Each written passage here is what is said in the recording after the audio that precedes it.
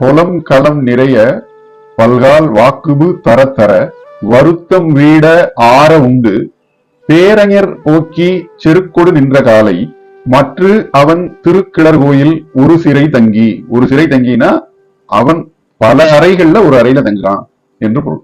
கடுமையான தவம் செய்பவர்கள் அதோட பயனை அப்பவே அடையாமல் இந்த பூத உடலை நீத்ததுக்கு அப்புறமாக மேலுலகத்தில் எய்துவார்கள் அப்படிங்கிறது ஆன்மீக மரபு.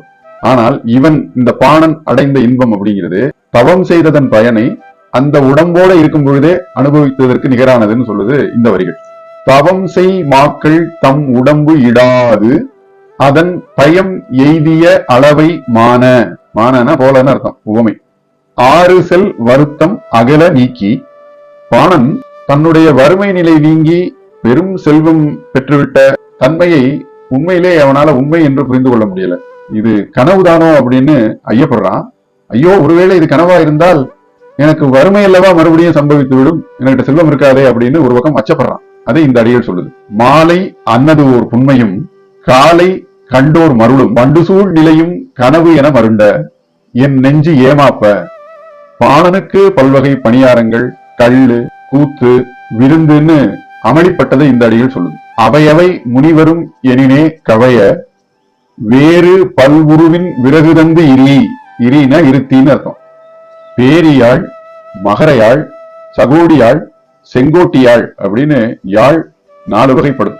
அதுல ஒரு வகை யாழ் அங்க இசைக்கப்படுது. விரலியர் அதை இசைக்கிறாங்க. மண் அமை முழவின் பண் அமை சீரியாழ் ஒன் முதல் விரலியர் பாணி தூங்கன விரலால் இசைக்கிறது.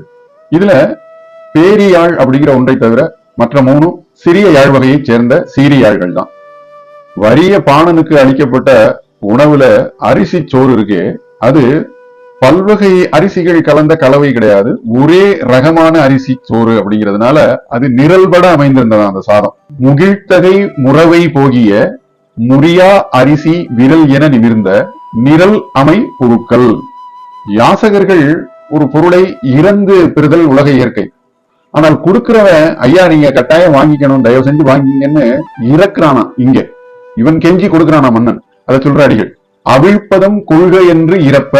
அவிழ்ப்பதம்ங்கிறது அரிசி சோற்ற குறிக்கிற வார்த்தை. அதை நீ சாப்பிடணும்னு கெஞ்சிறான் மன்னன். மன்னன் கொடுத்த சாதத்தை அளவுக்கு அதிகமா சாப்பிட்டு கொள்ளை நிலமான கலர் நிலத்தை, தரிசு நிலத்தை உழுத ஏர் குழு எப்படி மழுங்கி போகுமோ அது போல சாப்பிட்டவனுடைய பற்கள்லாம் மழுங்கி போயிடுதான்.